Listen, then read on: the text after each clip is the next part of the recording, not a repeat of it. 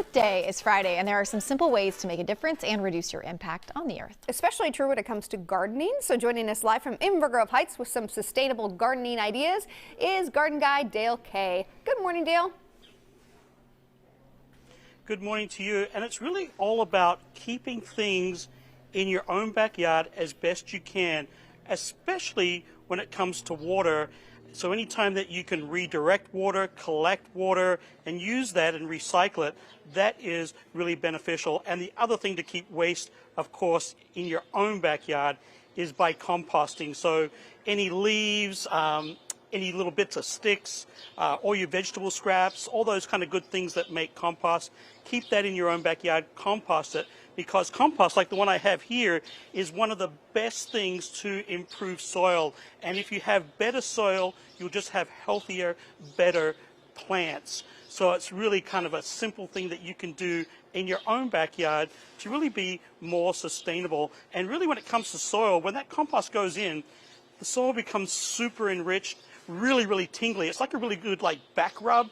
When you get all those good kind of vibes, that good tingly feeling, that's exactly what compost does to your soil. Improves structure, improves porosity, which is all really good. Another way that you can keep moisture in your own backyard is by applying mulch. That on top of all your garden beds, a nice warm layer of about 3 inches, not only will improve the soil over time and the microbes, it will actually keep moisture in. That way you're watering less and your plants will be happier and healthier, and you'll be out there kind of enjoying the garden, not watering the garden. Of course, food or being independent for your own food resources is really a good thing that you can do at home.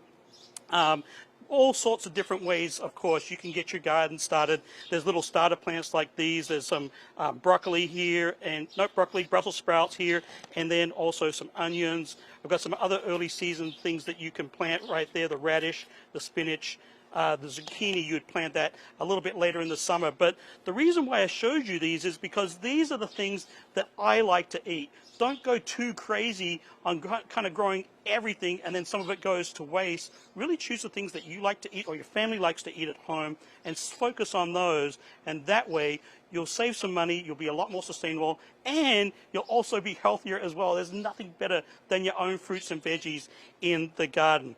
Now, lawns can be quite taxing on the environment, so a couple of things with lawns. Firstly, if you've got your own lawnmower, make sure she's all tuned up, ready to go. It's fighting fit. The sharp blades are there. That way, you'll do a lot less. You don't want that lawnmower that huffs and chugs and burns oil and all that kind of stuff. Make sure that's good to go. You can even use a push mower. That's even better. Good exercise for you too. And then there are also lawn replacements as well. There are some places that grass will just not grow, especially in the shade. A lot of times we persist and keep kind of going at it.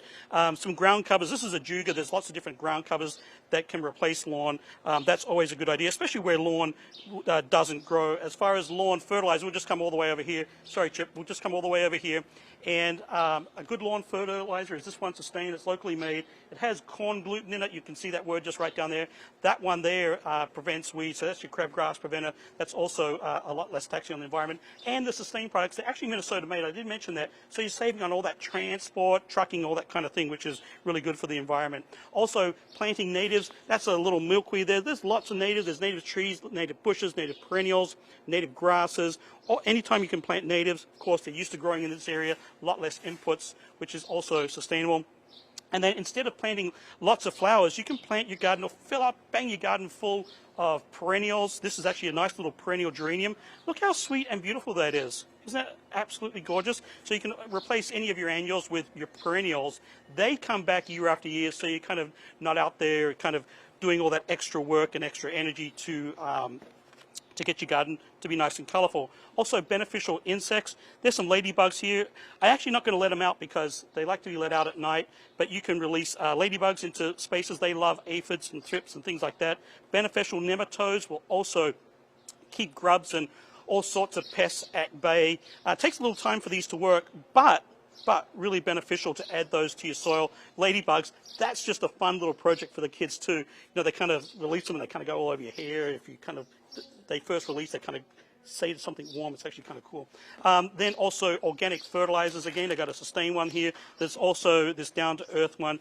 Anytime that you can use an organic fertilizer, that's just good for you, good for the garden as well. This box here on this down to earth, it's cardboard, so it's compostable as well, which is really, really, really nice. And then any products that are listed finally with this OMRI, that is labeled for organic gardening, also a lot less taxing on the environment. So lots of things that you can do in your garden to make sure that you're more sustainable, you're a lot more friendly to the earth, and you feel good gardening a little bit better that way.